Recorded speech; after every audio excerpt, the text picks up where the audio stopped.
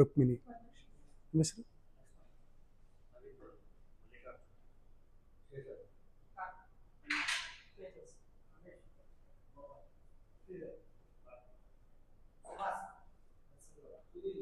ಯಾಕೆ ನಾಷ್ಟ ಮಾಡಿಲ್ವಾ ಇನ್ನ? ಸೊ ಓಕೆ, ಇವತ್ತು ಬಂದ್ಬಿಟ್ಟು ನಾವು ಕಂಪ್ಲೀಟ್ ಆಗಿ ಫಸ್ಟ್ ಏಡ್ ಬಗ್ಗೆ ನಾವು ಡಿಸ್ಕಸ್ ಮಾಡೋಣ. ಸೊ ನಿಮ್ಗೆ ಫಸ್ಟ್ ಏಡ್ ಅಂದರೆ ಎಲ್ಲರಿಗೂ ಗೊತ್ತಿದೆ ಅಲ್ವಾ? ಅದ್ರ ಬಗ್ಗೆ ಫಸ್ಟ್ ಏಡ್ ಅಂತ ಗೊತ್ತಲ್ವಾ? ಪ್ರಥಮ ಚಿಕಿತ್ಸೆ ಎಮರ್ಜೆನ್ಸಿದಲ್ಲಿ ಏನು ಮಾಡ್ಬೇಕು ಅನ್ನೋದು.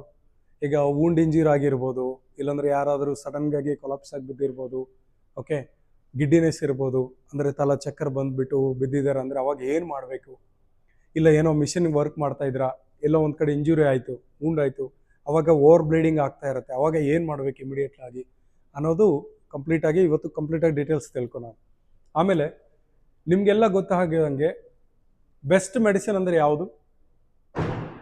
ಬೆಸ್ಟ್ ಮೆಡಿಸಿನ್ ಅಂದರೆ ನಿಮಗೆ ರೋಗಿ ಬಂದಮೇಲೆ, ಈಗ ಫೀವರ್ ಬಂದಿರುತ್ತೆ, ಕಾಯಿಲೆ ಬಂದಮೇಲೆ ಬೆಸ್ಟ್ ಮೆಡಿಸಿನ್ ಯಾವುದು? ಕಾಯಿಲೆ ಬರ್ದಂಗೆ ಮುಂಚೆ ಇರೋ ಬೆಸ್ಟ್ ಮೆಡಿಸಿನ್ ಯಾವುದು? ನಿಮ್ಗೆ ಗೊತ್ತಿರೋದು ಯಾವುದು? ಪರವಾಗಿಲ್ಲ ಹೇಳಿ, ಜನರಲ್ ಡಿಸ್ಕಸ್ ಮಾಡೋಣ ಅಷ್ಟೇ. Medicine, very good. ನೆಕ್ಸ್ಟ್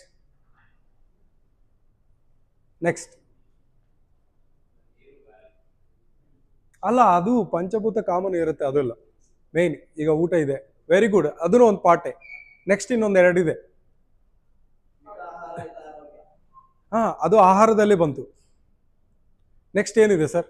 ನಾವೇನು ಮಾಡ್ತಾ ಇದ್ವಿ ಡೈಲಿ 24 hours ನಾವು ಏನು ಮಾಡ್ತಾ ಇದ್ವಿ ಅದನ್ನ ನಾನು ಹೇಳ್ತೀನಿ ನಿಮಗೆ. See, first food is the medicine ಅಲ್ವಾ? Very good. Exercise is the medicine. ಆಮೇಲೆ ರೆಸ್ಟ್, ನಿದ್ದೆ, sleep is the best medicine. So ಯಾವುದೇ ಇರಲಿ, ನಮಗೆ ರೋಗ ಬರಬಾರ್ದು ಅಂದ್ರೂ, ಬಂದಮೇಲೆ ಅದು ಬೇಗ ಗುಣಮುಖ ಆಗ್ಬೇಕಂದ್ರೂ, ಅಂದ್ರೆ ಕ್ಲಿಯರ್ ಆಗ್ಬೇಕಂದ್ರೂ, the best 3 medicines are food is the best medicine. ನೀವು ಕರೆಕ್ಟಾಗಿ ಊಟ ಮಾಡಿದ್ರೆ ನಿಮ್ಗೆ ಏನು ತೊಂದರೆ ಇರಲ್ಲ ಅಲ್ವಾ? ಬೆಸ್ಟ್ ಎಕ್ಸಾಂಪಲ್ ಹೇಳ್ತೀನಿ.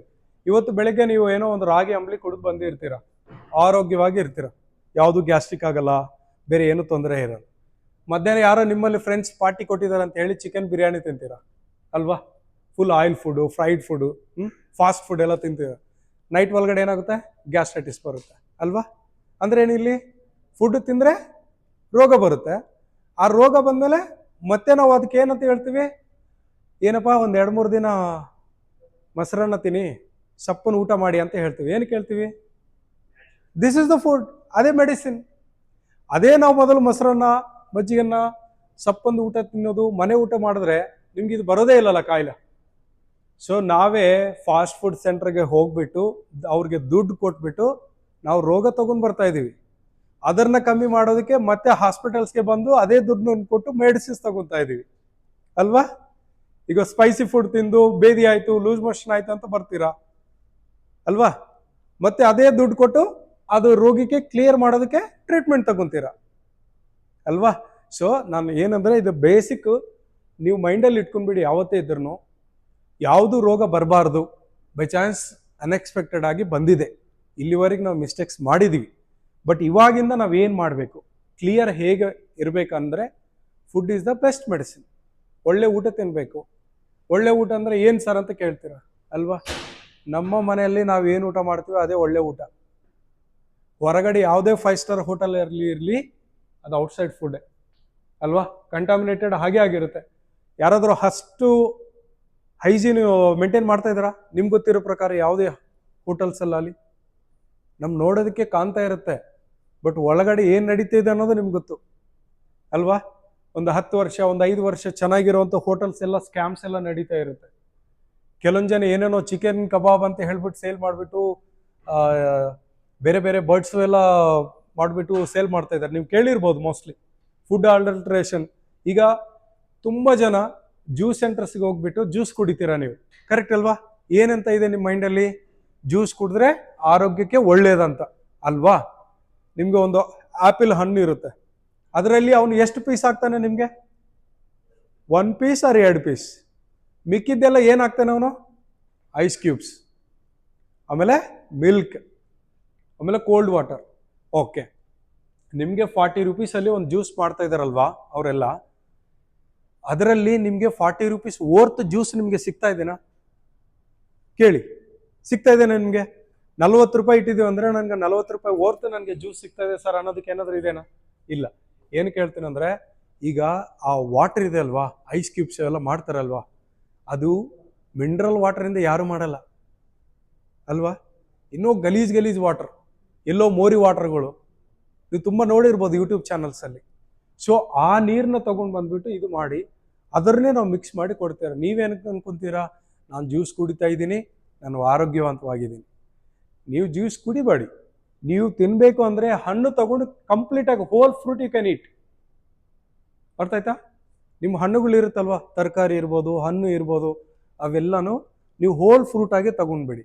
ಯಾಕಂದರೆ ಅದು ಜ್ಯೂಸ್ ಮಾಡಿದ ಮೇಲೆ ಅದರಲ್ಲಿ ನಿಮಗೆ ಫೈಬರ್ ಅಂಶ ಏನು ಫಿಲ್ಟರ್ ಮಾಡಿ ಬಿಸಾಕ್ತೀವಲ್ವ ಫಿಲ್ಟರ್, ಅದು ಫೈಬರ್ ಅಂಶ ಎಲ್ಲ ಹೊರಗಡೆ ಹೋಗ್ಬಿರುತ್ತೆ, ಬರೇ ಶುಗರ್ ಬರುತ್ತೆ ಅಷ್ಟೇ. ಶುಗರ್ ಜ್ಯೂಸ್ ಕುಡಿತಾ ಇದ್ದೀರಾ ನೀವೆಲ್ಲ. ಸೊ ನೆಕ್ಸ್ಟ್ ಟೈಮ್ ಯಾರೇ ಇದ್ರೂ ಹೊರಗಡೆ ನಿಮ್ಗೆ ಹಸು ಆಯಿತು, ಒಂದು ಬಜ್ಜಿ ಬೋಂಡ ತಿನ್ನೋ ಬದಲು ಒಂದು ಬಾಳೆಹಣ್ಣು ತಿನ್ನಿ, ಇಟ್ ವಿಲ್ ಬಿ ಗುಡ್ ಅಲ್ವಾ ನಿಮ್ಮ ಆರೋಗ್ಯಕ್ಕೆ. ಅಂದರೆ ತುಂಬ ಚೇಂಜಸ್ ಮಾಡೋದು ಏನೋ ಅವಶ್ಯಕತೆ ಇಲ್ಲ. ಸ್ವಲ್ಪ ಊಟದಲ್ಲಿ ಸ್ವಲ್ಪ ಚೇಂಜಸ್ ಮಾಡ್ಕೊತ ಹೋದರೆ ಸಾಕು. ಓಕೆ. ಆಮೇಲೆ ಇನ್ನೊಂದು ಒಂದು 2 ಟಾಪಿಕ್ಸ್ ಮಾತಾಡ್ತೀನಿ. ಡಯಾಬಿಟಿಕ್ ಬಗ್ಗೆ ಎಲ್ಲರಿಗೂ ಏನು ಗೊತ್ತಿದೆ? ಎಲ್ಲರಿಗೂ ಗೊತ್ತಿದೆಲ್ಲ. ಡಯಾಬಿಟಿಕ್ ಅಂದರೆ ಏನಮ್ಮ? ಶುಗರ್ ರೋಗ. ಓಕೆ. ಈಗ ಜಾಸ್ತಿ ಇದ್ರೆ ಏನಂತಾರೆ ಅದನ್ನ? ಮನುಷ್ಯಗೆ ಶುಗರ್ ಇರಬೇಕಾ ಬೇಡವಾ? ಆ್ಯಕ್ಚುಲ್ ಆಗಿ ಎಲ್ಲರಿಗೂ ಇರುತ್ತೆ, ಬಟ್ ಏನಂದ್ರೆ ಸ್ವಲ್ಪ ಜನಕ್ಕೆ ಜಾಸ್ತಿ ಇರುತ್ತೆ, ಸ್ವಲ್ಪ ಜನಕ್ಕೆ ಕಮ್ಮಿ ಇರುತ್ತೆ ಅಲ್ವಾ? ಜಾಸ್ತಿ ಇರಬಾರ್ದು, ಕಮ್ಮಿ ಇರಬಾರ್ದು, ಮೀಡಿಯಂ ಇರಬೇಕು. ಆಮೇಲೆ ಈ ಡಯಾಬಿಟಿಕ್ ಅನ್ನೋದು ಏನಕ್ಕೆ ಬರುತ್ತಪ್ಪ ಅಂದರೆ, ನಾವು ತುಂಬ ವರ್ಷಗಳಿಂದ ಈ ಕಾರ್ಬೋಹೈಡ್ರೇಟ್ಸ್ ತಗೊಂಡು ಏನಾಗುತ್ತೆ ಅಂದರೆ ನಮ್ಮ ಬಾಡಿ ರೆಸಿಸ್ಟೆನ್ಸ್ ಆಗ್ಬಿಡುತ್ತೆ. ಯಾಕಂದರೆ ನಮಗೆ ಎಕ್ಸಸೈಸ್ ಇರಲ್ಲ, ಫಿಸಿಕಲ್ ಎಕ್ಸಸೈಸ್ ಇರಲ್ಲ, ಫಿಸಿಕಲ್ ಫಿಟ್ನೆಸ್ ಇರಲ್ಲ. ನಾವೊಂದು ಮನುಷ್ಯ ಬದುಕಬೇಕಾದ್ರೆ ಏನೇನು ಬೇಕಾಗುತ್ತೆ? ಕಾರ್ಬೋಹೈಡ್ರೇಟ್ಸ್ ಬೇಕಾಗಿದೆ, ಅಂದರೆ ಶುಗರ್. ಓಕೆ. ಆಮೇಲೆ ಪ್ರೋಟೀನ್ಸ್ ಅಲ್ವಾ? ಆಮೇಲೆ ನೆಕ್ಸ್ಟ್ ಫ್ಯಾಟ್, ಕೊವ್ವಿನಂಶ ಗೊತ್ತಲ್ವಾ? ಫ್ಯಾಟ್ಸ್, ಗುಡ್ ಫ್ಯಾಟ್ಸ್ ಬೇಕಾಗುತ್ತೆ. ಆಮೇಲೆ ಮಿನರಲ್ಸು, ಆಮೇಲೆ ವಿಟಮಿನ್ಸ್ ಇವೆಲ್ಲನೂ ಬೇಕಾಗುತ್ತೆ ಅಲ್ವಾ? ನಾವು ಮನುಷ್ಯ ಜೀವನ ಮಾಡ್ಬೇಕಂದ್ರೆ, ನಮ್ಮ ಸೆಲ್ಸು ಪ್ರೊಟೆಕ್ಟ್ ಆಗ್ಬೇಕಂದ್ರೂ, ಗ್ರೋತ್ ಆಗ್ಬೇಕಂದ್ರೂ ಎಲ್ಲನೂ ಬೇಕು. ನೀವು ಡೈಲಿ ಊಟದಲ್ಲಿ ಎಷ್ಟು ಜನ ಪ್ರೋಟೀನ್ ತಿಂತಾ ಇದ್ದೀರಾ, ಎಷ್ಟು ಜನ ಫ್ಯಾಟ್ ತಿಂತಾ ಇದ್ದೀರಾ, ಎಷ್ಟು ಜನ ಕಾರ್ಬೋಹೈಡ್ರೇಟ್ಸ್ ತಿಂತಾ ಇದ್ದೀರಾ ಹೇಳಿ ಸರ್?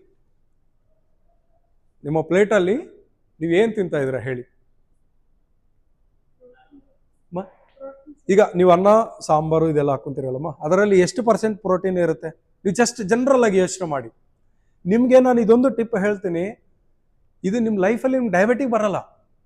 ನಾನು ಹೇಳ್ದಂಗೆ ಮಾಡಿದ್ರೆ ಸಾಕು, ಬಂದಿರೋರ್ನು ಗುಣಮುಖ ಮಾಡಿಸ್ಕೋಬೋದು, ಅಂದರೆ ಕ್ಲಿಯರ್ ಮಾಡ್ಕೋಬೋದು, ಯಾವುದು ಮೆಡಿಸಿನ್ ಇಲ್ಲದೆ. ಜಸ್ಟ್ ಸಿಂಪಲ್, ನೀವು ಮೆಡಿಸಿನ್ಸ್ ಬೇಡ, ಏನು ಬೇಡ, ನಿಮ್ಮ ಮನೆಯಲ್ಲಿ ನೀವು ಊಟ ಸ್ವಲ್ಪ ಅಡ್ಜಸ್ಟ್ ಮಾಡ್ಕೊಂಡ್ರೆ ಸಾಕು. ನಾವು ಡೈಲಿ ನಿಮ್ಮ ವೆಯ್ಟ್ ತೂಕ ಇರ್ದಿರಲ್ವಾ, per kg 1 gram, okay, per kg 1 gram protein ಬೇಕಾಗುತ್ತೆ. ಎಷ್ಟು ಗ್ರಾಮ್ ಆಗುತ್ತೆ? ಈಗ 70 kg ಇತ್ತಂದರೆ 70 ಗ್ರಾಮ್ ಬೇಕಾಗುತ್ತೆ. 70 ಗ್ರಾಮ್ ಪ್ರೋಟೀನ್ ನಾರ್ಮಲ್. ನೀವು ಜಿಮ್ ಮಾಡೋದು ಬೇಡ, ಏನು ಬೇಡ, ನಾರ್ಮಲ್ ಆಗಿ ಬದುಕಿದ್ರು ನಮಗೆ 70 kg ಇರೋರಿಗೆ 70 ಗ್ರಾಮ್ ಪ್ರೋಟೀನ್ ಬೇಕಾಗುತ್ತೆ. ಆಮೇಲೆ ಒಂದು 20 to 25% ಫ್ಯಾಟ್ ಬೇಕಾಗುತ್ತೆ. ನಾವೇನು ಹಾಕ್ತೀವಿ? ರಿಫೈನ್ಡ್ ಆಯಿಲ್ ಹಾಕ್ತೀವಿ ಅಲ್ವಾ? ಈ ರಿಫೈನ್ಡ್ ಆಯಿಲ್ ಯಾವುದು?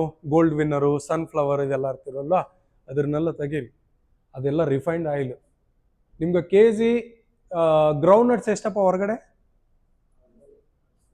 ಗ್ರೌಂಡ್ ನಟ್ಸ್ 120 kg ಅಲ್ವಾ? ಅದನ್ನ ನಾವು ಆಯಿಲಿಂದ ತೆಗೆದ್ರೆ ಎಷ್ಟು ಬರುತ್ತೆ ನಮಗೆ? ಒಂದು 500 ml, ಒಂದು 250 ml ಬರುತ್ತೆ. ಬಟ್ ಇದೇ groundnut oil, refined oil ಡಿಮಾರ್ಟಲ್ಲಿ ಅಲ್ಲಿ ಇಲ್ಲಿಗೆ ಹೋದರೆ ನಮಗೆ ಒಂದು 80 ರೂಪೀಸು 100 ರೂಪೀಸ್ ಎಲ್ಲ ಸಿಗುತ್ತೆ. ಹೇಗೆ ಯೋಚನೆ ಮಾಡಿ? ಅದು 100% ಇದೆ ನಲ್ಲಿ ಆಯಿಲು ಇಲ್ಲ. ಸೊ ಅಂಥ refined oil, fat is good. ಏನಲ್ಲಿ ಇರುತ್ತೆ ಫ್ಯಾಟು? ಬಡವರ ಬಾದಾಮಿ ಅಂತ ಕರೀತಾರೆ ಕನ್ನಡದಲ್ಲಿ. ಯಾವ್ದು ಹೇಳಿ? ಕಡಲೆ ಬೀಜ. ಬಡವರ ಬಾದಾಮಿ ಕಡಲೆ ಬೀಜ ತಿನ್ನಿ, ತುಂಬ ಒಳ್ಳೆಯದು. Cholesterol is a very good for health, ಅಂದರೆ ಗುಡ್ ಕೊಲೆಸ್ಟ್ರಾಲ್. ನಾನು ಹೋಗ್ಬಿಟ್ಟು ಕಬಾಬ್ ತಿಂತೀನಿ ಸರ್, ಹೊರಗಡೆ ಎಲ್ಲ ಫಾಸ್ಟ್ ಫುಡ್ ತಿಂತೀನಿ ಸರ್ ಅಂದ್ರೆ ಅದರಲ್ಲಿ ಆಯಿಲ್ ಇರುತ್ತೆ, ಅದು ಬ್ಯಾಡ್ ಕೊಲೆಸ್ಟ್ರಾಲ್ ಜಾಸ್ತಿ ಆಗುತ್ತೆ. ಸೊ ಬ್ಯಾಡ್ ಕೊಲೆಸ್ಟ್ರಾಲ್ ಜಾಸ್ತಿ ಆಗಿರುವಾಗ ಏನಾಗುತ್ತೆ, ಹಾರ್ಟ್ ಅಟ್ಯಾಕ್ ಬರ್ಬೋದು, ಬೇರೆ ಬೇರೆ ಕಾಯಿಲೆಗಳೆಲ್ಲ ಒಂದು ಹೈಪರ್ ಟೆನ್ಷನ್ ಇರ್ಬೋದು, ಬಿ ಪಿ ಬರ್ಬೋದು, ಓವರ್ ವೆಯ್ಟ್ ಆಗ್ತಾರೆ. ಸೊ ನಮ್ಮ ಗುಡ್ ಕೊಲೆಸ್ಟ್ರಾಲ್ ಅಂದರೆ ಗುಡ್ ಕೊಲೆಸ್ಟ್ರಾಲ್ ಅನ್ನೋದು ನಮ್ಮ ಬಾಡಿಗೆ ಹೆಲ್ಪ್ ಆಗುತ್ತೆ.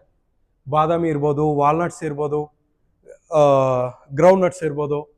ಸೊ ಯಾವುದಾವ್ದಿದೆ, ನೀವು ನಾಳೆಯಿಂದ ಒಂದು ಊಟದಲ್ಲಿ ಒಂದು ಪ್ಲೇಟ್ ಇಟ್ಕೊಂಡ್ಬಿಟ್ರೆ ಫಸ್ಟ್ ಕ್ವಶನ್ ನೀವು ಹಾಕಬೇಕಾಗಿರೋದು, ನನ್ನ ಪ್ಲೇಟಲ್ಲಿ ಯಾವ ಕಾರ್ಬೋಹೈಡ್ರೇಟ್ಸ್ ಇದೆ, ಎಷ್ಟು ಅಂಶ ಇದೆ, ವೆಜಿಟೇಬಲ್ಸ್ ಏನಿದಾವೆ, ಪ್ರೋಟೀನ್ ಏನಿದೆ, ಗುಡ್ ಫ್ಯಾಟ್ ಏನೇನಿದೆ, ಇದೊಂದು ನೀವು ಚೇಂಜಸ್ ಮಾಡ್ಕೊಂಡ್ರೆ ನಿಮಗೆ ರೋಗನೇ ಬರೋದಿಲ್ಲ. ಚೇಂಜಸ್ ಮಾಡ್ಕೋಬೇಕು. ಆಮೇಲೆ ಈ ವೈಟ್ ರೈಸ್ ಇರ್ಬೋದು, ಯಾವುದೇ ಇರಲಿ, ಏನಾಗುತ್ತೆ ಈಗ ನಿಮಗೆ ಇದು ಗೊತ್ತು, ಮಿಲ್ಲೆಟ್ಸ್ ಎಲ್ಲ ಗೊತ್ತಲ್ಲ ಎಲ್ಲರಿಗೆ, ಈಗ ಅವೇರ್ನೆಸ್ ಎಲ್ಲ ಬಂದಿದೆ. ದಟ್ ಈಸ್ ಕಾಂಪ್ಲೆಕ್ಸ್ ಕಾರ್ಬೋಹೈಡ್ರೇಟ್ಸ್ ಅಂದ್ರೆ ವೆರಿ ಗುಡ್. ಸಿ ಇದು ಏನಾಗುತ್ತೆ ಅಂದರೆ, ಈಗ ನಾರ್ಮಲ್ ವೈಟ್ ರೈಸ್ ತಿಂದರೆ ಏನಾಗುತ್ತೆ ಅಂದರೆ ಇಮ್ಮಿಡಿಯೇಟ್ಲಾಗಿ ನಿಮ್ಮ ಶುಗರ್ ಲೆವೆಲ್ಸು ಬ್ಲಡ್ಡಲ್ಲಿ ಬರುತ್ತೆ, ಬ್ಲಡ್ ವೆಸಲ್ಸಲ್ಲಿ. ಈಗ ಪೈಪ್ಗಳು ಇರ್ತಾವಲ್ವಾ, ಒಮ್ಗೆ ಬಂದುಬಿಟ್ಟು ಆ ಪೈಪ್ ಫುಲ್ ಆಗಿಬಿಡುತ್ತೆ. ಫುಲ್ ಆಗುವಾಗ ಏನಾಗುತ್ತೆ, ಈಗ ನಮಗೆ ಟ್ರಾನ್ಸ್ಪೋರ್ಟೇಷನ್ ಮಾಡಬೇಕಲ್ವಾ, ಹಾರ್ಟ್ ಪಂಪಿಂಗ್. ಈ ಪಂಪಿಂಗ್ ಮಾಡಬೇಕಾದ್ರೆ ಈ ವೇನ್ಸಲ್ಲಿ ಇರುತ್ತಲ್ಲ, ಏನಾಗುತ್ತೆ ನಿಮಗೆ ಪ್ರೆಷರ್ ಜಾಸ್ತಿ ಆಗಿರುವಾಗ ಏನಾಗುತ್ತೆ, ಬಿ ಪಿ ಜಾಸ್ತಿ ಆಗುತ್ತೆ. ಅದನ್ನೇ ಹೈಪರ್ ಟೆನ್ಷನ್ ಅಂತ ಕರೀತಾರೆ. ಅರ್ಥ ಆಯ್ತಾ ಬ್ರದರ್? ಒಂದು ಆರ್ಟ್ರಿಸ್ದು ಯಾವುದಾದ್ರು ಒಂದು ಇದೆ ಕೊಡಿ, ಆರ್ಟ್ರಿಸ್ದು ಯಾವುದಾದ್ರು ಇದೆ, ಒಂದು ಇಮೇಜ್ ಇದ್ರೂ ಸಾಕು ಆರ್ಟ್ರಿಸ್ದು. ಅವ್ರಿಗೆ ಸಿಂಪಲ್ ಆಗಿ ಹೇಳ್ತೀನಿ ಅಷ್ಟೇ. ಇಲ್ಲಾಂದ್ರೆ ಇದು ಬರುತ್ತಾ, ಇದು ಡಸ್ಟರ್ ಯಾವುದಿಲ್ವಾ ನಿಮಗೆ? ಎಲ್ಲರಿಗೂ ಗೊತ್ತಿಲ್ಲ ಅದು. ಡಯಾಬಿಟೀಸ್ ಬಂದರೆ ಕಣ್ಣು ಹೋಗುತ್ತೆ, ಕಿಡ್ನಿ ಹೋಗುತ್ತೆ, ಹಾರ್ಟ್ ಹೋಗುತ್ತೆ, ಹೈಪರ್ ಟೆನ್ಷನ್ ಬಂದರೆ ಇದೆಲ್ಲ ಹೋಗುತ್ತೆ ಅಂತ ನಿಮ್ಗೆಲ್ಲರಿಗೆ ಗೊತ್ತಿದೆ. ಬಟ್ ಅದು ಹೆಂಗೆ ಹೋಗುತ್ತೆ, ಯಾವ ಥರ ಹೋಗುತ್ತೆ ಅನ್ನೋದು ಸಿಂಪಲ್ ವೇದಲ್ಲೇ ಹೇಳ್ತೀನಿ. ಓಕೆ, ಈಗ ನೋಡಿ, ಇದು ಹಾರ್ಟ್ ಏನು ಮಾಡುತ್ತೆ, ಪಂಪಿಂಗ್ ಮಾಡುತ್ತೆ. ನಮ್ಮ ಬ್ಲಡ್ ಇದೆಲ್ವಾ, ಹೋಲ್ ಬಾಡಿಗೆ ಥ್ರೂಔಟ್ ಎವ್ರಿ ಸೆಲ್, ಎಲ್ಲ ಸೆಲ್ಗಳಿಗೆಲ್ಲ ನಿಮಗೆ ಆಕ್ಸಿಜನೇಟೆಡ್ ಬ್ಲಡ್ನ ಕಳಿಸುತ್ತೆ. ಅದು ಅಲ್ಲಿಂದ ಡಿಆಕ್ಸಿನೇಟೆಡ್ ಬ್ಲಡ್ನ ತೊಗೊಂಡು ಬರುತ್ತೆ. ಅಂದರೆ ಒಳ್ಳೆ ರಕ್ತನ ಬಾಡಿಗೆಲ್ಲನಿಗೂ ಪಂಪ್ ಮಾಡುತ್ತೆ. ಆಮೇಲೆ ಅಲ್ಲಿಂದ ಏನಂತಾರೆ, ಕೆಟ್ಟ ರಕ್ತನ, ವೇನಸ್ ಬ್ಲಡ್ನ ಬ್ಯಾಕ್ ತೊಗೊಂಡು ಬರುತ್ತೆ. ಎಲ್ಲಿಗೆ? ಹಾರ್ಟ್ಗೆ, ಪ್ಯೂರಿಫಿಕೇಷನ್ಗೋಸ್ಕರ. ಓಕೆ, ಇದು ಸಿಂಪಲ್. ಇನ್ನೊಂದೇನಪ್ಪ ಅಂದರೆ, ಇದು ಸಪೋಸ್ ಆರ್ಟ್ರಿ, ನಮ್ಮ ರಕ್ತನಾಳಗಳಿದೆ ಅಲ್ವಾ, ಇದು ಆರ್ಟ್ರೀಸ್ ಅಂತ ಕರಿತೀವಿ.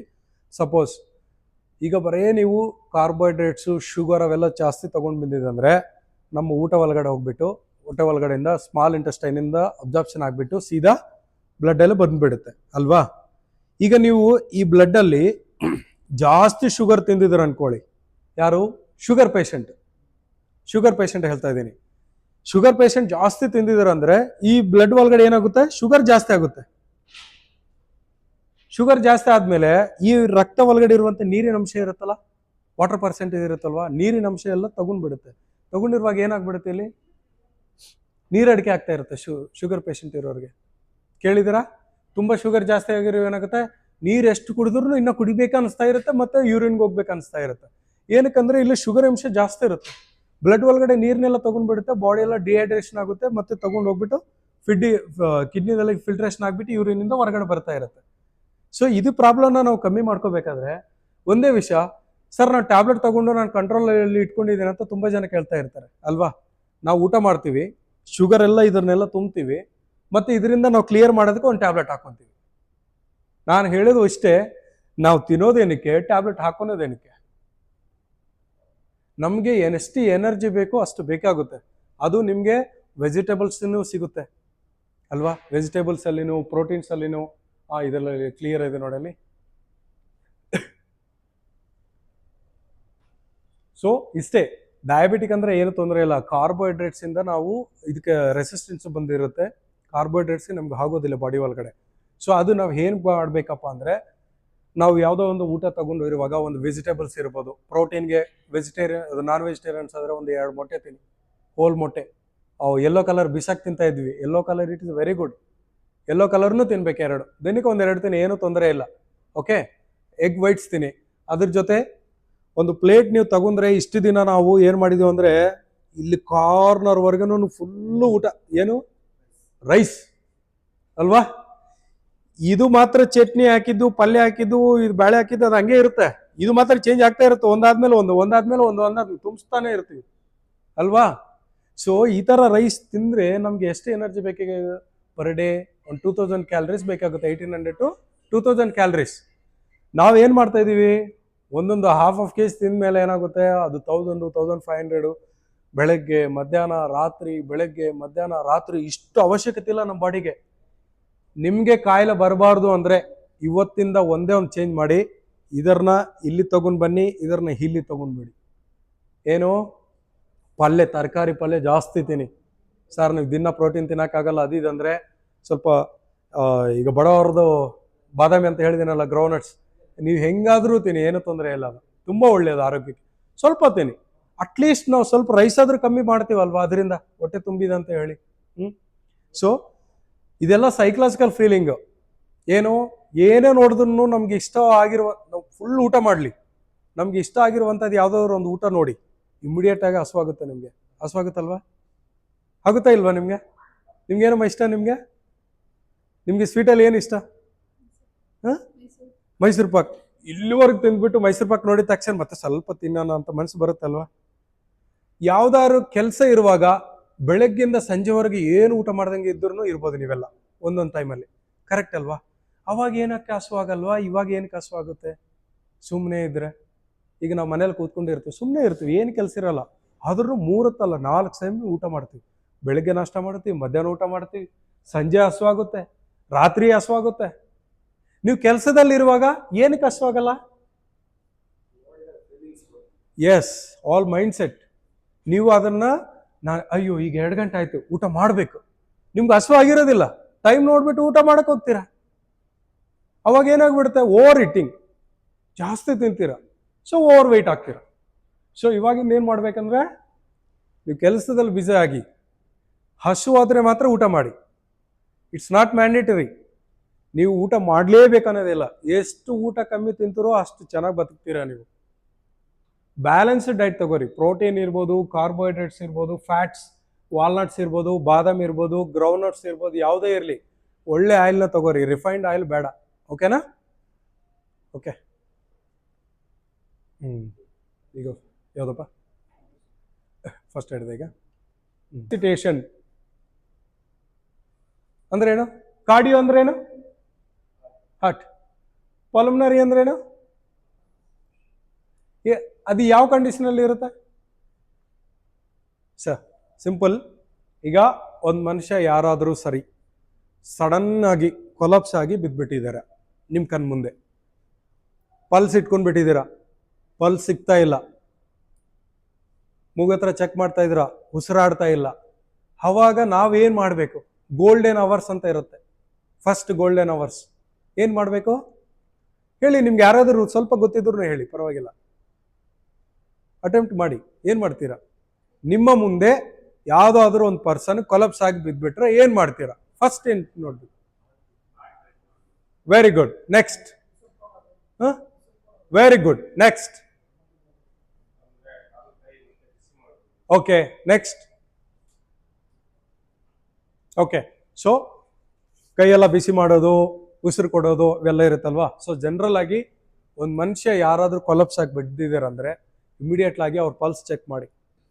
ಓಕೆ, ಇದು ರೇಡಿಯಲ್ ಪಲ್ಸ್ ಅಂತಾರೆ, ಇದು ಕೆರಾಟೋಯ್ಡ್ ಪಲ್ಸ್ ಅಂತಾರೆ. ಇಲ್ಲಿನೂ ನೋಡ್ಬೋದು, ಇಲ್ಲಿನೂ ನೋಡ್ಬೋದು. ನೋಡಿ ಪಲ್ಸ್ ಸಿಗ್ತಾ ಇದೆನಾ ಇಲ್ಲ ಅಂತ ನೋಡಿ. ಆಮೇಲೆ ಉಸಿರಾಡ್ತಾ ಇದೆನಾ ಇಲ್ಲ ಅಂತ ನೋಡಿ. ಇವೆರಡೂ ಇಲ್ಲ ಅಂದರೆ ಇಮ್ಮಿಡಿಯೇಟ್ಲಾಗಿ ನಿಮ್ಮ ಒಬ್ಬರ ಅಸಿಸ್ಟೆಂಟು 108 ಎಮರ್ಜೆನ್ಸಿಗೆ ಕಾಲ್ ಮಾಡಬೇಕು. ಇನ್ನೊಬ್ರು ಇಮ್ಮಿಡಿಯೇಟ್ ಆಗಿ ಅವ್ರಿಗೆ CPR ಸ್ಟಾರ್ಟ್ ಮಾಡಬೇಕು. CPR ಅಂದ್ರೇನು? ನಿಂತಿರೋ ಹೋಗಿರುವಂಥ ಹಾರ್ಟನ್ನು, ನಿಂತು ಹೋಗಿರುವಂಥ ಉಸಿರನ್ನ ಬ್ಯಾಕ್ ತಗೊಂಡು ಬರಬೇಕು. ಅದು ಹೇಗೆ ತಗೊಂಡು ಬರಬೇಕು?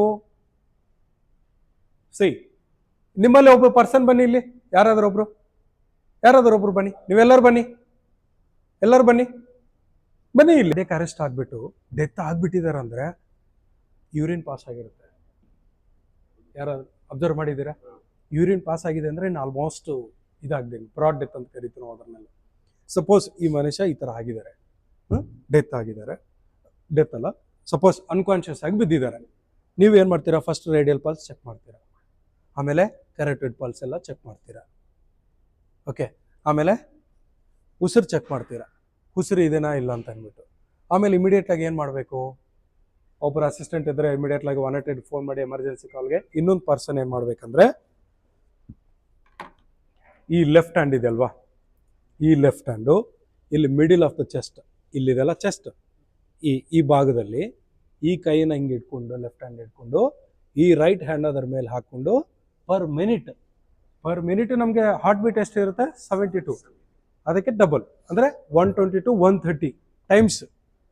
ಸ್ವಲ್ಪ ಈ ಕಡೆ ಮಾಡಿ, ಈ ಥರ ಇರುತ್ತಲ್ಲ, ಇದು ಹಾಕ್ಬಿಟ್ಟು ನಾವು ನಾರ್ಮಲ್ ಪ್ರೆಷರ್ ಆಗಬೇಕು. ದೊಡ್ಡವರಿಗೆ ಚಿಕ್ಕವರಿಗೆ ಒಂದೇ ಪ್ರೆಷರ್ ಆಗ್ಬಿಟ್ಟಿದೆ ಅಂದರೆ ಎಲ್ಲ ಲಂಗ್ಸ್ ಎಲ್ಲ ಅಲ್ಲೇ ಇದಾಗ್ಬಿಡುತ್ತೆ. ಅವ್ರಿಗೆ ಬಂದಿರೋ ಕಾಯಿಲೆಕಂದ್ರೆ ನಿಮ್ಮಿಂದನೂ ಹೋಗ್ಬಿಟ್ಟಿರ್ತಾನೆ ನಾವು. ಸೊ ಆ ಥರ ಎಲ್ಲ ಮಾಡಬಾರ್ದು ನಾವು, ಓಕೆನಾ? ಸೊ ನಾವು ಇದೇನು ಮಾಡಬೇಕು, ಈ ಥರ ಪ್ರೆಸ್ ಮಾಡ್ತಾ ಇರೋ 1 2 3 4 5 6 ಒಂದು 30 ಟೈಮ್ಸ್ ಮಾಡಬೇಕು. ಸ್ವಲ್ಪ ಉಸಿರು ಬಿಡಬೇಕು, ಯಾಕಂದ್ರೆ ಅದು ಬ್ರೀತ್ ಮಾಡೋದಕ್ಕೆ. ಆಮೇಲೆ ಇಮಿಡಿಯೇಟ್ಲಿ ನಿಮ್ಮ ಕಡೆ ಏನಾದರೂ ಆ್ಯಂಪು ಬ್ಯಾಗ್ ಇತ್ತಂದ್ರೆ ಓಕೆ. ಈಗ ಇಷ್ಟಕ್ಕೆ ಮುಂಚೆ ಅಂದ್ರೆ ಬಾಯಲ್ಲಿ ಬಾಯಿ ಇಟ್ಬಿಟ್ಟು ಉಸಿರು ಇದು ಮಾಡ್ತಾ ಇದ್ರು, ಈಗ ಯಾರು ಅಷ್ಟೊಂದು ಇದು ಮಾಡ್ತಾ ಇಲ್ಲ. ಬಟ್ ಆ್ಯಂಪು ಬ್ಯಾಗ್ ಒಂದು ಫಸ್ಟ್ ಏಡ್ಗೆ ಕಂಪನಿ ಒಂದು ನಡೆಸ್ತಾ ಇದೆ ಅಂದರೆ ಇಮಿಡಿಯೇಟ್ಲಾಗಿ ಮಾಡಬೇಕು. ಒಂದು ಆ್ಯಂಪು ಬ್ಯಾಗ್ ಇಟ್ಕೊಂಡು ಅದನ್ನು ಆಕ್ಸಿಜನ್ ಕೊಡ್ತಾ ಇರಬೇಕು. ಆಮೇಲೆ ಇಮಿಡಿಯೇಟ್ಲಾಗಿ ಮತ್ತೆ ನೆಕ್ಸ್ಟ್ ಸೈಕಲ್, ಆ ಥರ ಒಂದು 3 ಸೈಕಲ್ಸ್ ಮಾಡಬೇಕು. ಯಾಕಂದರೆ ನಿಂತಿರೋ ಹಾರ್ಟ್ನ ನಿಲ್ಲಿಸೋದಕ್ಕೆ. ಏನಾಗಿರುತ್ತೆ ಅವಾಗ, ಉಸಿರೆಲ್ಲ ನಿಂತಿರುವಾಗ, ಹಾರ್ಟ್ ಎಲ್ಲ ನಿಂತಿರುವಾಗ ಏನಾಗುತ್ತೆ, ಬ್ಲಡ್ ಅನ್ನೋದು ಸಪ್ಲೈ ಆಗಲ್ಲ ಬಾಡಿಗೆ, ಬ್ರೈನ್ಗೆ ಹೋಗಲ್ಲ, ಆಕ್ಸಿಜನ್ ಹೋಗಲ್ಲ. ಸೊ ಇಮಿಡಿಯೇಟ್ ನಾವು ಲೇಟ್ ಮಾಡ್ತಾ ಇದ್ರೆ ಏನಾಗುತ್ತೆ, ಬ್ಲಡ್ ಎಲ್ಲ ಕ್ಲಾಟ್ ಆಗ್ತಾ ಬರುತ್ತೆ. ಕ್ಲಾಟ್ ಆಯ್ತು ಅಂದ್ರೆ ಏನಾಗ್ಬಿಡುತ್ತೆ, ಹಾರ್ಟ್ ಸ್ಟ್ರೋಕ್ ಬರೋದು, ಕಿಡ್ನಿಗೆ ಎಫೆಕ್ಟ್ ಆಗೋದು, ಬ್ರೈನ್ ಸ್ಟ್ರೋಕ್ ಆಗೋದು, ಈ ಥರ ಎಲ್ಲ ಪ್ರಾಬ್ಲಮ್ ಬರುತ್ತೆ. ಸೊ ಯಾರೇ ಆಗಲಿ ಇಮಿಡಿಯೇಟ್ಲಾಗಿ ಈ ಥರ ಕೊಲಾಪ್ಸ್ ಆಗಿದೆ ಅಂದರೆ ಪಲ್ಸ್ ಚೆಕ್ ಮಾಡಿ. ಇಮಿಡಿಯೇಟ್ಲಾಗಿ ಇದು ಓಕೆ ಪಲ್ಸ್ ಇದೆ, ಉಸಿರಾಡ್ತಾ ಇದ್ದಾರೆ ಅಂತ ಹೇಳಿದ್ರೆ ಬೇರೆ ರೀಸನ್ ಏನಿದೆ, ಬಿ ಪಿ ಏನಾದರೂ ಕಮ್ಮಿ ಇದೆನಾ, ಬಿ ಪಿ ಜಾಸ್ತಿ ಆಗಿದೆನಾ, ಇಲ್ಲಾಂದ್ರೆ ಶುಗರ್ ಏನಾದರೂ ಇತ್ತಾ ತಿಳ್ಕೊಬೇಕು. ನಾನು ಇಷ್ಟಕ್ಕೆ ಮುಂಚೆ ನಿಮಗೆ ಬಂದಿರುವಾಗ ಕೇಳಿದೆ, ಯಾರಾದರೂ ಡಯಾಬಿಟಿಕ್ ಪೇಷಂಟ್ ಇದ್ದಾರಾ, ಯಾರಾದರೂ ಹೈಪರ್ ಟೆನ್ಷನ್ ಪೇಷಂಟ್ ಇದ್ದಾರಾ ಅಂತ ಕೇಳಿದೆ. ಯಾರು ಕೇಳಿಲ್ಲ. ಏನು ಕೇಳ್ತೀನಂದರೆ, ಅಕಸ್ಮಾತ್ ಯಾವತ್ತಾದರೂ ಹೆಚ್ಚು ಕಮ್ಮಿ ಆಗಿರುವಾಗ ನಿಮಗೆ ಶುಗರ್ ಲೋ ಆಗಿಬಿಟ್ಟು ಬಿದ್ದಿದ್ರ, ಸಪೋಸ್ ಗೊತ್ತಿದೆ ಅಂದರೆ ಇವ್ರು ಶುಗರ್ ಪೇಷಂಟ್ ಅಂತ ಗೊತ್ತಾದ ತಕ್ಷಣ ಅವ್ರಿಗೆ ಏನು ಕೊಡ್ಬೇಕನ್ನೋ ಟ್ರೀಟ್ಮೆಂಟ್ ಗೊತ್ತಿರುತ್ತೆ ಅಲ್ವಾ. ನೀವು ಅದನ್ನು ಮುಚ್ಚಿಟ್ಟಿದ್ದೀರಂದ್ರೆ ಏನಾಗ್ಬಿಡುತ್ತೆ ಅಂದರೆ ನಿಮ್ಗೆ ಏನೋ ತೊಂದರೆ ಆಗಿದ್ರು ಪಾಪ ಅವ್ರಿಗೇನು ಗೊತ್ತಿರೋದಿಲ್ಲ. ಶುಗರ್ ಕಮ್ಮಿ ಆಗಿರುವಾಗ ಇಮಿಡಿಯೇಟ್ಲಾಗಿ ಹಾಸ್ಪಿಟಲ್ ತೊಗೊಂಡು ಬಂದುಬಿಟ್ರೆ ಗ್ಲೂಕೋಸ್ ಕೊಟ್ಬಿಟ್ಟು ಇಮಿಡಿಯೇಟ್ಲಾಗಿ ಅವ್ರು ರಿಕವರ್ ಮಾಡ್ಕೋಬೋದು. ಆ ಸಿಂಪ್ಟಮ್ಸ್ ಏನಿರುತ್ತೆ, ಗಿಡ್ಡಿನೆಸ್ ಬರೋದು, ಸ್ವೆಟಿಂಗ್ ಆಗಿಬಿಡೋದು, ಸಡನ್ಗೆ ಕೆಲಸ ಮಾಡ್ತಾ ಬಿದ್ದುಬಿಟ್ಟಿರ್ತಾರೆ. ಈಗ ಹೈಪೋಟೆನ್ಷನ್ ಅಂತ ಇರುತ್ತೆ, ಇದು ಕಾರ್ಡಿಯಕ್ ಸಂಬಂಧಪಟ್ಟಿದ್ದು. ಅರ್ಥ ಆಯ್ತಲ್ಲ ಸರ್ ಎಲ್ಲರಿಗೂ? ನಿಮಗೆ ಏನು ಮಾಡ್ಬೇಕು ಹೇಳಿ, ಉಸಿರು ನಿಂತಿರುವಾಗ, ಇವೆಲ್ಲ ಹಾರ್ಟ್ ನಿಂತಿರುವಾಗ ಏನು ಮಾಡ್ಬೇಕು, ಇಮಿಡಿಯೇಟ್ಲಾಗಿ ಪಲ್ಸ್ ಚೆಕ್ ಮಾಡಬೇಕು. Very good. ಉಸಿರಾಡ್ತಾ ಇದ್ರೆ ಇಲ್ಲ ಅಂತ ಚೆಕ್ ಮಾಡಬೇಕು. ಆಮೇಲೆ ಇಮಿಡಿಯೇಟ್ಲಾಗಿ ಏನು ಮಾಡಬೇಕು, ಲೆಫ್ಟ್ ಹ್ಯಾಂಡ್ ತಗೊಂಡು ಇಲ್ಲಿ ಹಾರ್ಟ್ ಹತ್ರ ಲೆಫ್ಟ್ ಸೈಡ್ ಇದೆಲ್ಲ ಇಲ್ಲಿ ಇಟ್ಕೊಂಡು 1 2 3 4 5 ಸೊ ಒಂದು 30 ಟೈಮ್ಸ್ ಮಾಡಬೇಕು. ಮತ್ತೆ ಸ್ವಲ್ಪ 1 2 3 ಸೆಕೆಂಡ್ಸ್ ಮತ್ತೆ ಗ್ಯಾಪ್ ಕೊಡಬೇಕು ಬ್ರೀತ್ ತಗೊಳೋದಕ್ಕೆ. ನಿಮ್ಮ ಕಡೆ ಆ್ಯಂಪು ಬ್ಯಾಗ್ ಇದೆ ಅಂದರೆ ಪುಷ್ ಮಾಡ್ತಾ ಇರಬೇಕು, ಆಕ್ಸಿಜನ್ ಕೊಡ್ತಾ ಇರಬೇಕು. ಅಷ್ಟು ಒಳಗಡೆ ಇಮಿಡಿಯೇಟ್ಲಾಗಿ ಎಮರ್ಜೆನ್ಸಿ ಕಾಂಟ್ಯಾಕ್ಟ್ ಮಾಡಿಬಿಟ್ಟು ಅವ್ರಿಗೆ ಶಿಫ್ಟ್ ಮಾಡಿ ಹಾಸ್ಪಿಟಲ್ಗೆ. ಸೊ ಇದೇ ಥರನೇ ಇರುತ್ತೆ. ಈಗ ಇದೇ ಪೇಷಂಟು ಶುಗರ್ ಪೇಷಂಟ್ ಆಗಿದ್ರೆ ಏನಾಗ್ಬಿಡುತ್ತೆ, ಶುಗರ್ ಕಮ್ಮಿ ಆಗಿಬಿಟ್ಟು ಡೌನ್ ಆಗಿಬಿಟ್ಟಿರ್ತಾನೆ. ಆಮೇಲೆ ಏನಾಗಿರುತ್ತೆ ಅಂದರೆ ಅವ್ರಿಗೆ ಒಂದು ಫಿಟ್ಸ್ ಥರ ಸಿಂಪ್ಟಮ್ಸ್ ಬಂದಿರುತ್ತೆ. ಅಂದರೆ ಸಲೈವ ಸಿಕ್ರೇಷನ್ ಇರುತ್ತೆ, ಆಮೇಲೆ ಗೊರ್ರ ಅಂತ ಇರ್ತಾ ಇರ್ತಾರೆ, ಏನು ಉಸಿರಾಡೋದಿಲ್ಲ, ಮೇಲ್ಕನ್ನು ಮೇಲೆ ಹೋಗ್ತಾ ಇರುತ್ತೆ. ಯಾಕೆ ಗೊತ್ತಂದರೆ ಬ್ರೈನ್ಗೆ ಆ ಕಾರ್ಬೋಹೈಡ್ರೇಟ್ಸ್ ಅಂದರೆ ಗ್ಲೂಕೋಸ್ ಅಂಶ ಕಮ್ಮಿ ಆಗಿರುತ್ತೆ. ಅರ್ಥಾಯ್ತಾ? ಸೊ ಅವಾಗ ಏನಾಗ್ಬಿಡುತ್ತೆ, ಅವನಿಗೆ ಹೈಪೋಕ್ಸಿಯಾದಲ್ಲಿ ಹೋಗ್ಬಿಡ್ತಾರೆ, ಆಕ್ಸಿಜನ್ ಸಪ್ಲೈನೂ ಕಮ್ಮಿ ಆಗ್ಬಿಟ್ಟಿರುತ್ತೆ ಹೈಪೋಗ್ಲೈಸಿಮಿಯಾದಲ್ಲಿ. ಹೈಪೋಟೆನ್ಷನು ಅಷ್ಟೇ. ಈಗ ಬ್ಲಡ್ ಪ್ರೆಷರ್ ಇರುತ್ತೆ, ನಾರ್ಮಲ್ ವ್ಯಾಲ್ಯೂ ಎಷ್ಟು 120/80. ಅದಕ್ಕಂದ್ರೆ ಕಮ್ಮಿ ಬಂತಂದರೆ, ಈಗ ಸಪೋಸ್ ಒಂದು ಪೇಷಂಟ್ಗೆ ಒಂದು 70-80 ಬಂತಪ್ಪ, ಸಿಸ್ಟೋಲಿಕ್ ಪೀರಿಯಡ್ 80 ಅಂದರೆ ಮೇಲೆ ಇರುವಂಥದ್ದು 80, ಕಲ್ಗಡೆ ಇರುವಂಥ ಒಂದು 40 ಬಂತಂದರೆ ತಲೆ ಚಕ್ರ ಬರೋದು, ಅನ್ಕಾನ್ಷಿಯಸ್ ಆಗಿಬಿಡೋದು, ಇಮಿಡಿಯೇಟ್ಲಿ ಬಂದುಬಿಡ್ತಾರೆ. ಅವಾಗ ಏನು ಮಾಡಬೇಕು, ಪೇಷಂಟು ಸ್ವಲ್ಪ ಸೆಮಿ ಕಾನ್ಷಿಯಸ್ ಇದ್ದಾರೆ ಅಂದರೆ ಸ್ವಲ್ಪ ಉಪ್ಪು ನೀರು ಹಾಕಿಬಿಟ್ಟು ಕುಡಿಸ್ರಿ, ದಟ್ ಈಸ್ ಗುಡ್. ಈ ಥರ ಕಂಪ್ಲೀಟ್ ಅನ್ಕಾನ್ಷಿಯಸ್ ಆಗಿರುವಾಗ ನಾವು ನೀರು ಹಾಕಿದ್ವಿ ಅಂದರೆ ಏನಾಗುತ್ತೆ, ಅವಾಗ ಆ ನೀರು ಲಂಗ್ಸ್ಗೆ ಹೋಗುತ್ತೆ. ಲಂಗ್ಸ್ ಹೋಗುವಾಗ ಆಸ್ಪಿರೇಷನ್ ಆಗಿಬಿಡುತ್ತೆ, ಅಂದರೆ ಉಸಿರಾಡೋದು ಹೆಚ್ಚು ಕಮ್ಮಿ ಆಗಿಬಿಡುತ್ತೆ. ಅವಾಗ ಇನ್ನೂ ಡೇಂಜರ್. ಅರ್ಥ ಆಯ್ತಾ? ಏನಾದರೂ ಸ್ವಲ್ಪ ಮನುಷ್ಯ ಚಕ್ರ ಬಂದುಬಿಟ್ಟು ಕೆಳಗಡೆ ಬಿದ್ಮೇಲೆ ಸ್ವಲ್ಪ ಕಾನ್ಷಿಯಸ್ ಬಂತು ಅಂದರೆ ಎಚ್ಚರಿಕೆ ಮಾಡಿ, ಬ್ರದರ್ ಏನಾಯಿತು ಕೇಳಿ, ಸ್ವಲ್ಪ ಈ ಥರ ಆಯಿತು, ಇಲ್ಲ ಬಿ ಪಿ ಕಮ್ಮಿ ಇದೆ ಅಂತ ನಿಮ್ಗೆ ಅನಿಸಿದ್ರೆ ಒಂದು ಜ್ಯೂಸ್ ಕೊಡಿ, ಅದೇ ಉಪ್ಪು ನೀರು ಇಲ್ಲಾಂದರೆ ಎಳ್ನೀರು, ಸೊ ಈ ಥರ ಕೊಟ್ಬಿಟ್ಟು ಅವ್ರನ್ನ ಸೇವ್ ಮಾಡಿ. ಯಾವುದೇ ಇರಲಿ, ಹೈಪರ್ಗ್ಲೈಸಮ್ ಇರ್ಬೋದು, ಹೈಪೋಟೆನ್ಷನ್ ಇರ್ಬೋದು, ಹೈಪೋಗ್ಲೈಸಮ್ ಇರ್ಬೋದು, ಯಾವುದೇ ಇರಲಿ, ಹಾರ್ಟ್ ಅಟ್ಯಾಕ್ ಬಂದಿರ್ಬೋದು. ಒಂದು ಮನುಷ್ಯಗೆ ಫಿಟ್ಸ್ ಬಂದಿದೆ ಅಂದರೆ ಏನು ಮಾಡ್ತೀರಾ,